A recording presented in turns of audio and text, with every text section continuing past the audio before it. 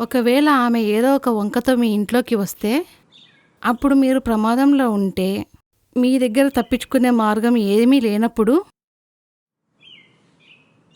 ఈ సింక్ కింద నా రూమ్ ఉంది. ఇటు చూడండి బాబు.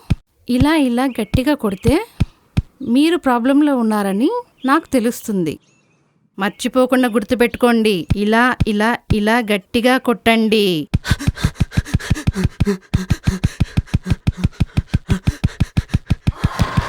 ఇంతేనారా? తొందరగా చెప్పురా. అరే నాకు సరిగ్గా గుర్తులేదురా. ఎలాగోలాగా చేత్తో గట్టిగా కొడుతుండ్రా అంతే. ఇదిగో దీంతో కొట్టు.